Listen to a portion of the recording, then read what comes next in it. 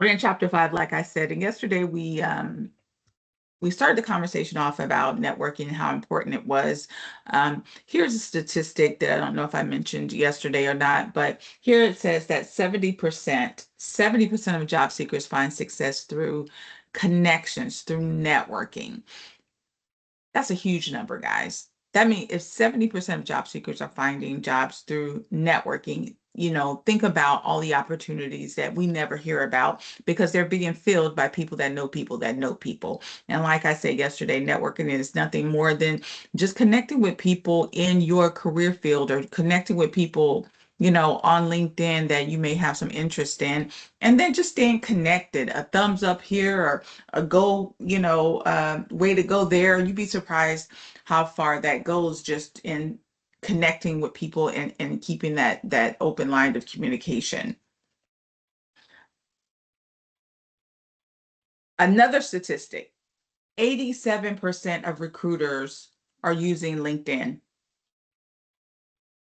87% of recruiters. So what does that mean? That means that for companies that were not able to fill those positions via networking, someone that knows someone passing on a resume, then the recruiters are definitely going to accounts like a LinkedIn account to find people. They also go to Indeed.com, but Indeed is a little bit different because Indeed just pulls together resumes, or they give, recruiters access to their resume portals when you say, oh yeah, I don't mind my profile being, viewed by recruiters.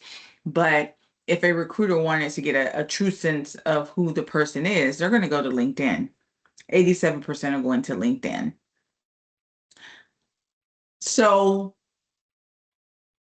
when you do get a hit, so to speak, someone likes your resume and or you find a job and you submit your resume, 75% of companies are using the ATS system that we discussed in week 1. 75%. So what are you saying, Ms. Taylor? I'm saying that networking combined with having some type of online profile, combined with making sure that before you apply to any job that you have as many keywords on your resume as possible, is all part of the strategic process of landing opportunities, right? There is no secret to success, people. It's preparation and opportunity. You prepare yourself so when an opportunity arises, you're able to take advantage of it. That's how most people are successful. Where can you network in general? We know on LinkedIn profiles, Facebook, like I said, consider having more than one account. Have a professional Facebook account, a professional Instagram account. There's different networking events, professional associations. Many of all of you really are in fields that are really big on professional associations. Become a part of that professional association, guys. That is where you're going to talk to your peers, right? It's very difficult to just find your peers, around. But if you go to where they are, that's the whole point of those associations. That is how you're going to get your connections. That's how you're going to find out what's happening in your industry, staying connected to, I hate to say it, but you got to stay connected to the political climate as well. I know some of us are not really into politics, but guess what? Politics drives the economy. You need to know if what's happening at your local chamber of commerce, meaning they always have these books that you can they give out. You can go to their website and they can tell you all the different what urban planning is planning on doing in your area, what companies are coming to your town, what new projects are online. How do you think people are getting connected? You can be, the first to know, right? You're part of this association. You're going to urban planning, just their website. You're downloading what's happening in your town. You're seeing who the players are, who the new companies coming to town. The chance of you landing opportunities and staying connected is so very high. What's the point? You have to be active. You cannot be passive in your career, right? So what is networking? talking and establishing relationships that lead to opportunities. A professional network are people who can support you, very different from your personal network, right? In your career, these are like minded individuals. Why do we want you to do your elevator pitch, for example? Because we talked about, bumping into the boss in the elevator. But guess what? You're going to bump into more than just the boss. Part of you having some type of sales pitch down is that when you do that informational interviewing, like we have you guys doing now, you get to introduce yourself to people that you know. In a sense, you're reintroducing yourselves, right? Because they don't know you as a welder, as a HVAC, or as a VA person. They don't know you as that. So you're letting them know, hey, this is what I'm about now. Here's my new skill set. Here's the career field I'm going into. But also, when you just want to talk to strangers and pick their brain, you can talk to strangers. Strangers, people love telling you stuff. I'm telling people that's the best way to connect, is to ask someone a question. And if you want to learn about your industry, even on LinkedIn, it's still a place, thank goodness, LinkedIn is, where you can DM people and people just expect it to be professional. LinkedIn has done a pretty decent job, and people in general, they don't waste time on LinkedIn if they're not being serious. You can DM someone and just ask them a question. You can practice that informational interviewing with strangers. Use your elevator pitch. Hi, my name is, I did this, I'm looking for that. I have a question. Can you answer this? It will take you far. Let me tell you, it will take you far. I get people DMing me all the time on LinkedIn, various things, from recruiters to just people are wanting to know if I'm interested in this or interested in that, right? So it's a great way to meet people. Just be mindful that you need, this is a relationship of sorts. It doesn't require the same amount of effort, as a personal relationship, but you don't want to be so self-centered. You want to make sure, like I said, a thumbs up here, a way to go there. Staying connected. If someone asks you to join a webinar or some type of quick seminar, and they're part of your network, find the time to do that. Sometimes people may ask for a reference, or can you pass my resume on? You want to show some type of reciprocation, people, because you never know when you're going to need that person in your network, right? Think of the people in this classroom. If you guys are all connected on LinkedIn and you don't necessarily know each other, you guys are from all over Florida. But if someone said to you, you connected on LinkedIn, they're giving you a thumbs up, way to go, you're talking about a new job you got, somebody owned their own business, now you're saying you need people. What are the chances are if somebody here say, hey, I see you just started your own business, and we were in class together. I love to, come and support. See how easy that is, right? You don't know that person, but you kind of know that person, right? You were in class together. Maybe you were just, and maybe you did take a couple of classes together. Maybe you just saw their name in Miss Taylor's class. But that's some type of familiarity, and they stayed in touch. They gave you a couple thumbs up, and you have an opportunity. That's networking. See how easy that is? That's networking. There's nothing that you have to think too much about. Obviously, face-to-face networking is great. So anytime you get an opportunity to do face-to-face networking and talking to people and getting to know them, you want to do that. Make sure you have your business cards if you have a business, or even if you were at a company, try to have business cards. People don't like whipping out their phones and, hey, let me get your number. That's not good etiquette. So speaking in terms of etiquette, in addition to having some type of business card that you can pass on to people, you want to practice good manners online. Stay away from that Twitter fingers. Stay away from, saying anything that could defame your character, especially as it relates to your professional image. Yes, you want an image. It's no surprise that you don't hear a lot about professional people getting involved in scandals online, right? Like you hear some people getting involved, but you want your local doctor, lawyer, even educators, we know to stay away from that, because we have our career to protect. So you have to start to think of, yourself as an entity and protecting that professional image, right? Even if you go in person, there's etiquette. Most of us know, basic stuff, being on time, dressing properly, not looking at your cell phones, when you're in some type of conference, if you're at a table, it's considered rude actually to be on your cell phone, if you're there to network, because people are there to network. Sometimes people pay money to come network, and imagine you're sitting at the table on your cell phone. That's considered rude. You're supposed to come to the table, put your phone down, turn it over, put it on silent, and engage with people. That's the whole point of being there, is to engage, make eye contact, be professional at all times. I know it may sound a little snooty patooty, but welcome to the big leagues. That's what you have to do. More money, more problems, right? But that's how it goes. Obviously, online networking, we talked about that. There's tons of benefits. You don't have to know the people. You can actually network with people from New York, from Seattle, not even from the country. You can network with people. That's a great um, benefit if you think about it. Being online, you get all these benefits of connecting with people, and you're not even in the same area. I've been able to connect with a lot of people that I've worked with throughout the United States and even abroad, just because we stay connected online, right? So we talked about the online etiquette. Now that we understand, yes, Ms. Taylor, it is important to network. We know it's going to be a big part of our toolkit, right? We're giving you a bunch of tools to use to make you successful. We want you to set up a LinkedIn account. Give me a thumbs up if you have a LinkedIn account.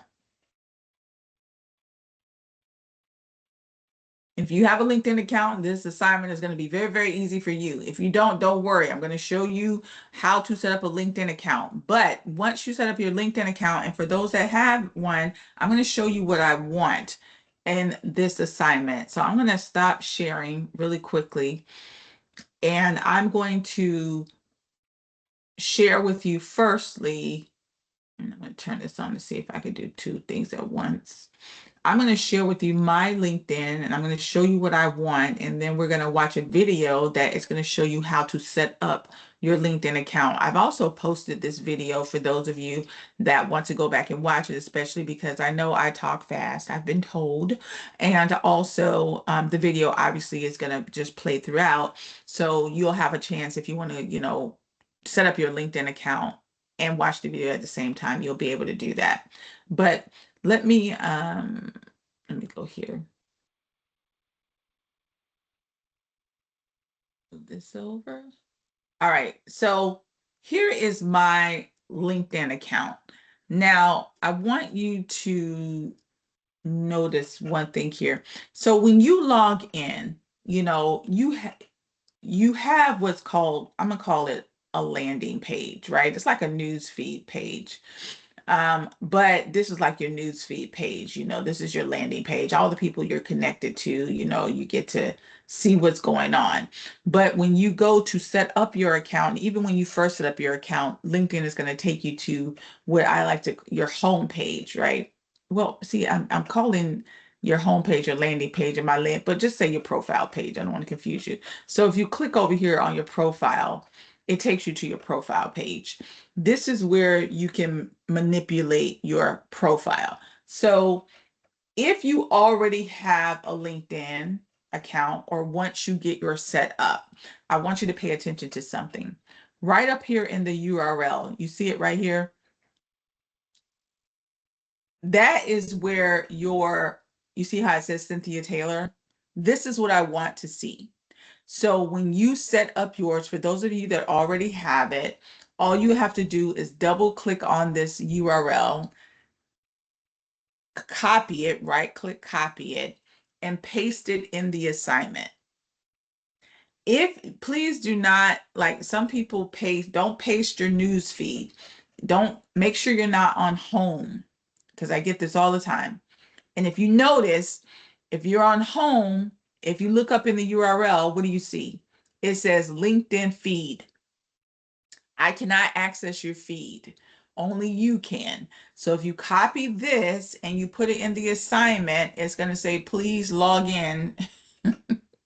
And I'm like, well, I can't log in as you. Okay. So I'm just going to send it back to you and say, this is correct. Incorrect. Please make sure you click on your profile page first and get your URL and then post it. And then I can click right on it and see that you did the assignment. Do we all understand? Now, the video is going to walk you through setting up your profile. Here's the thing. Just like if you've ever set up a Instagram account, whatever, you got to do the basics. So first, it's going to say, do you even have an account? If you don't, she's going to say, set up the account first. It takes like 3 minutes to set up the account. All you got to do is say, sign up, put in the email that you want. If you're just doing this for class purposes and you say, I don't really want a LinkedIn account now, Ms. Taylor, that's fine. Put in your student email. You're going to walk through the process, show me you set it up, and you can delete it if you want. But for those of us, that, obviously understand that this is important and you want to keep it. I'm not saying you don't understand it's important. You just don't want to keep it right now. Totally fine. But everybody else, use your personal email, because obviously you want to keep your LinkedIn account after you're done with the class. So use your personal email and sign in. It asks you for some basic information, and then you're in. Now, once you're in, she's going to take it from there and she's going to tell you how to do your account. So now let me see if I can go to her real quick and let me see if it plays. If not, I'm going to have to stop and start it again. But let's see if it starts. Are you wondering how to get started on LinkedIn so that you can create a profile that stands out from your competition? Maybe you're wondering what information to include in your profile and what information just isn't relevant. If you're not confident when it comes to using LinkedIn, then tune in, because in this video, you'll learn exactly what you need to do to get started on LinkedIn so that you can show your real potential and land higher quality career opportunities. And hey, if you want even more powerful LinkedIn profile tips, make sure you take a look at my free 5-day LinkedIn mini course, where you'll learn how to optimize your LinkedIn profile. I'll link the course below. And if we've never met before, I'm Heather Austin from ProfessorAustin.com and the Career Club on Facebook. And on this channel, I teach working professionals just like you how to build their personal brand so that they can land their dream job and grow in a field they love. So if you're new here, make sure you hit the subscribe button down below. Also, don't forget to hit the bell notification so you're notified when I publish a new video or when I go live every week. And hey, real quick, tell me in the comments below this video, what do you struggle with the most when it comes to using LinkedIn? Let's continue the conversation down there. Now, before we jump over to the computer for an easy step-by-step tutorial, there's a few things to keep in mind when it comes to using LinkedIn. Think of LinkedIn as your personal sales page. It's one of the only professional social media platforms where you can sell yourself, look for new job opportunities, and network with others in your industry. So if you're someone that's trying to get noticed by hiring officials, grow your personal brand, or even grow your own business, you definitely need a strong LinkedIn profile. Not only that, LinkedIn now has 600 million users, with 2 new users joining the platform every second. LinkedIn is not slowing down anytime soon. Now, this tutorial that I'm going to walk you through assumes that you already have a LinkedIn account created. If you don't already have an account created, you need to go to linkedin.com to set your account up. And then once you're done with that, come back to this video and I'll walk you step by step how to get started on the platform. So let's jump over to the computer. So here we are looking at my LinkedIn profile, and I'm going to walk you through the steps to help you get started using LinkedIn. Now, step number 1 is to start with the basics. So what do I mean by starting with the basics? You always want to make sure that you start with your headshot and your LinkedIn headline. Now, when it comes to a really good headshot, you want to make sure that the picture you use has you smiling, has you dressed appropriately for your industry. You also want to make sure that you're looking directly at the camera and that we can see you really well. So you don't want to take a full body shot. My recommendation is to take a headshot that is from the waist or from the elbows up. And also make sure that you're not wearing hats and sunglasses and anything that might be a little bit distracting. Another thing to keep in mind when it comes to a good headshot is to make sure that you're not using selfies. And here's the key. LinkedIn profiles with professional headshots actually get 14 times more views. So if you can, make sure you get a professional headshot in there. Now let's talk about the headline. So when it comes to a really good LinkedIn headline, you want to make sure that it grabs the attention of anyone that might be viewing your profile. Now think of your headline as your tagline. These are keywords and keyword phrases that others might be using on LinkedIn to find you. Now, by default, LinkedIn actually uses the job title of your current or most recent position. So my recommendation is to change that. Now you'll notice in my example here, I actually am just using my title for my business. Now I'm not a job seeker, so my headline might be written a little bit differently than yours. If you are a job seeker, you want to make sure that the headline you use is tailored to the position or to the industry that you want to go in. And of course, always making sure you use as many keywords and keyword phrases in there. Now you do have up to 120 characters to use inside your headline. I'm not necessarily recommending that you use all 120. Just make your headline as long as it needs to be. Now you also want to make sure you incorporate your specialty. So your specialty will help you get found in searches if others are looking for individuals that might do what you do. So here's an example. Let's say that I was a senior project manager. So one way that I could spice up my headline is by saying senior project manager specializing in implementation and relationship management. Now, step 2 to getting started on LinkedIn is the About section. So I'm going to scroll down on my profile to show you what my About section looks like. I'm going to go ahead and click on the Edit icon to pull up the About section. And I can even click on this toggle to make this section a little bit larger so that you can read it better. Now, when it comes to a really good summary, you want to make sure that you have it organized. You want to intrigue your audience or intrigue your viewer to keep reading more. Now, the About section is such a great way to share your skills, your talents, and your expertise a little bit more in detail. It's also the perfect place to let your personality and character shine. Now, you'll notice inside the About section, there's 2 main areas. You have your summary and then you have your media. Let's talk first about the summary. The summary section needs to address who you are, who you help, and how you help them. You want to start with a sentence that mentions what you are most passionate about and what drives you most about your career. So if you look at my example, notice I say career and business strategy is my passion. And then I go on to say, I am a driven business owner dedicated to teaching. And then I mention a little bit more in there. After you've mentioned what you are most passionate about and what drives you, you want to then include a paragraph that mentions your greatest accomplishments or even some of your greatest strengths. So you'll notice that I go on to say, my greatest strength is in helping others find solutions and strategies to launch their perfect career. So you can use this exact same format when you write your own summary. Now, to make your summary section easier to read, you want to make sure you're using paragraphs that are no longer than 2 to 3 sentences. And you can use bullet points to break up the content and make it so that the viewer can easily read your information. So you notice in this example, I just have an arrow bullet point that I am using to break up the content. Now, if you want to learn other symbols that you might be able to use inside of LinkedIn, just go to Google and type in symbols for LinkedIn profile, and you'll come up with quite a few options.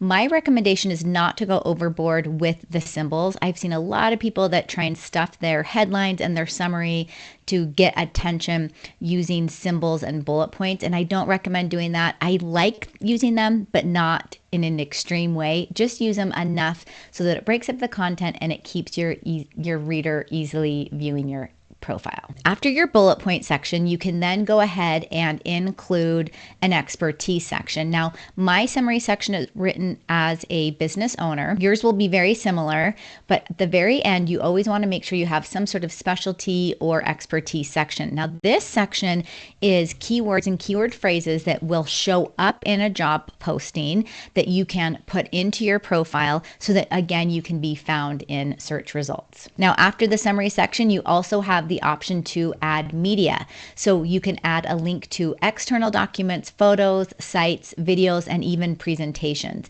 Now, inside of my media section, I've just uploaded a handful of videos from my YouTube channel. These are videos that are viewed most often, so I've popped them here into my LinkedIn profile. So you can consider what type of media options do you want to add to your LinkedIn profile. Okay, moving on to the third step to get started on LinkedIn, and that is going to be your experience section. So I'm going to scroll down to the experience section, and you'll notice as I'm scrolling down, I have my dashboard. Now my dashboard is unique to me, just as your dashboard will be unique to you. And then I also have my activity. So this is going to be, again, unique to you. But I'm going to scroll down to the experience section, and this is where I would start adding all of my experience. So think of your experience section as a better way to tell your career story. The point to the experience section is to really show your audience who you are and how you got to where you are. Remember that LinkedIn is a little bit more informal than your resume. So this is the perfect opportunity to let your personality and your character shine. In fact, inside your LinkedIn profile, you actually can write in first person, which I always recommend you do. However, you don't want to write in first person on your resume. When it comes to the work experience section, I like to use 2 to 3 sentences in a couple paragraphs that explain some of the greatest accomplishments or some of the things that you were most proud of while you were in that position. And a bonus tip here is to include at least one quantifiable accomplishment. So these are things that you can measure based on a number, a data point, a percentage, maybe a dollar amount, or maybe even time. And to break up the content, you can add bullet points to your work experience section. Just make sure that you're not copying and pasting directly from your resume. And remember, you don't want to include too much information here. We just want to give the audience a teaser into some of the greatest things that you've done so that they will reach out to you to learn more about you. And another point when it comes to your experience section is to place keywords and keyword phrases that are showing up in the job posting inside that work experience section. The fourth step to help you get started on LinkedIn is your education section. So I'm going to scroll down past my work experience section all the way to my education section. Now, here's the great thing about your education section is this actually helps you build your career story. If you have been out of high school for more than 5 years and you have an associate's degree or maybe even a bachelor's degree, you don't need to list your high school education on there. Your education section allows you to list the type of degree that you received, the name of the institution that you received your degree from, and it even allows you to list any awards and honors that you received while you were at that institution. Now, this is a great place to add any special training or certifications that you've received that directly relate to your industry. Now, an example of this would be if I went to a trade school or some type of short-term training program. This could be something like a certified nursing assistant. This could even be a commercial driver or a massage therapist. If you really want your education section to shine, you want to add things like your clubs or organizations that you participated in and any relevant coursework that might apply to the position or the industry that you are applying in. The fourth step to help you get started on LinkedIn is your skills and endorsements. So I'm going to scroll down to the skills and endorsement section here on my profile so you can see what I'm talking about. Now, this is a great way also to help you show what your expertise are. Now, LinkedIn will display the top 3 skills on your home page. So make sure you get those listed first and then add additional skills from there. LinkedIn does allow you to add up to 50 skills, but I don't recommend adding all 50 skills because I feel like that waters down your profile. I would start with the top 3 things that you want to be known for or that you are an expert in or that you specialize in, and then build on from that. Hiring officials use the skills section as a way to find talent. So if there is a specific skill set that you want to be recognized for, you need to make sure you add it to your profile. And keep in mind, if you add a new skill, it will take some time to accumulate endorsements for that skill. You only want to focus on the skills that you want to be known for. You want to get as specific as you can when it comes to your skills. So rather than adding the term training, which doesn't really tell me a lot, you could add something like corporate training. Now, these skills are what hiring officials, recruiters, and hiring managers are looking at when they view your profile. And over time, you may need to rearrange the top 3 skills based on what you want to promote about yourself and what you want to receive endorsements for. Now, the 5th step to getting started on LinkedIn is recommendations. So I'm going to scroll down to my recommendations section here, and I'll show you a little bit about that. Recommendations are the perfect way to get recognized for what you do. A recommendation is a statement written by another LinkedIn member to recognize or commend you for things that you've done on the job. So people who view your profile will often read the recommendations that you've received from your connections, and they'll see what others have to say about your work. One thing you can do is to ask for recommendations. So if I click on the ask for recommendations icon, it actually walks me through how to ask for a recommendation. Now, I recommend that you get as many recommendations as you can from individuals that are in leadership positions. So maybe previous supervisors or previous managers. You might even have a colleague that you worked with that thought really highly of you. I would highly recommend getting a recommendation from those types of individuals as well. And don't be shy about asking for recommendations. A lot of people will freely give you one if you just ask for it. And then I have a bonus tip for you to getting started on LinkedIn, and that is to check your security settings. So let's go ahead and review the security settings. You're going to click on the Me icon at the top of your LinkedIn page, and then you're going to click on Settings and Privacy. Now, there's a lot we could dive into inside this section, but I'm only going to cover a few key areas. The first one is the Privacy tab. So the Privacy tab covers all privacy and security settings related to what others can see about you and how your information can be used. So let's go ahead and check out the Edit Your Public Profile. So I'm going to go ahead and click on that. And one thing I want you to be aware of on this page is how to edit your custom URL. So you notice at the top of the page, it says Edit Your Custom URL. You can go ahead and click on that pencil icon. And if LinkedIn has not yet given you a custom LinkedIn URL, or if you have not yet created your custom LinkedIn URL, this is where you can do it right here. I always recommend using your name, some variation of your name if it's already taken. You could even add a middle initial if you need to. Anything that shows who you are so that your LinkedIn profile isn't a string of letters and numbers. So I'm going to go ahead and cancel out of this. And the other area that I want you to be aware of on this page is the edit visibility. So this allows you to control your profile's appearance for people who are not signed in to LinkedIn. It also goes on to say the limits you set here affect how your profile appears on search engines, profile badges, and permitted services like Outlook. So this is a fantastic way to make sure you are showing certain sections that you want to show and maybe not showing other sections that you don't want to show. So again, go through that and make sure that you have your settings exactly how you would want them. Now I'm going to go ahead and click on the back button because I want to jump back to another section side of our privacy, and that is your job seeking preferences. So I'm going to click on job seeking preferences, and that takes me to a number of options inside of the LinkedIn page. Now, one of my favorite areas inside this section is the job applications setting. So this allows you to choose what information LinkedIn saves when you submit a job application. So you can go in there and make sure that your settings are exactly how you want them to be. Another area in here that I really like is the let recruiters know you're open to opportunities. This allows you to share that you're open and appear in recruiters' searches when they enter a keyword or a keyword phrase to find a specific individual in your area or with your expertise. Now that you know how to get started using LinkedIn, make sure you take a look at the video I made right here where you'll learn how to find a new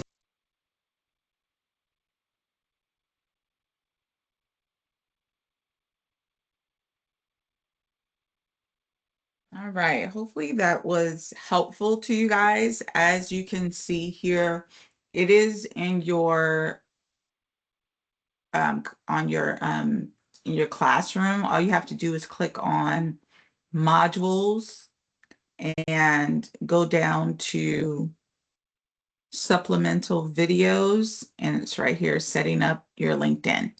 All right. Hopefully that was helpful to you guys. Let me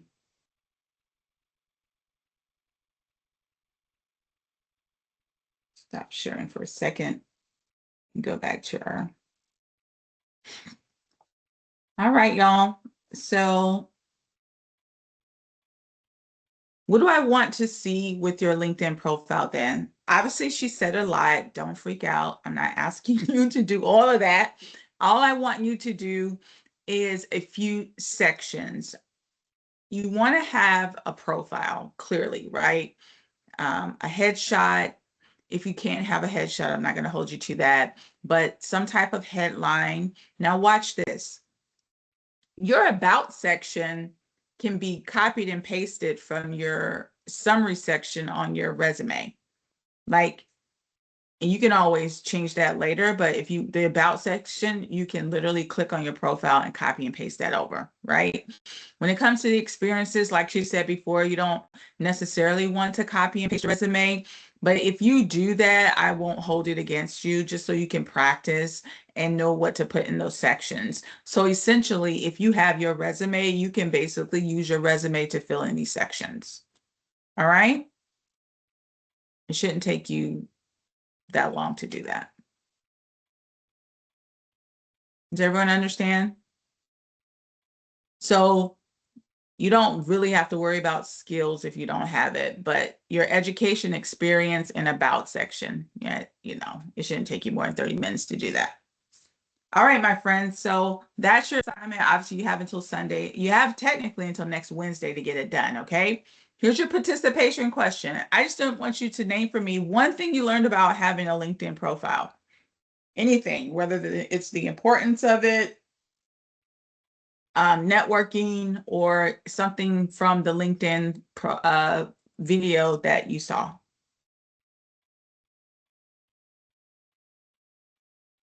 All right, my friends, thank you so much. Good luck on your interviews, and I will talk to you guys tomorrow.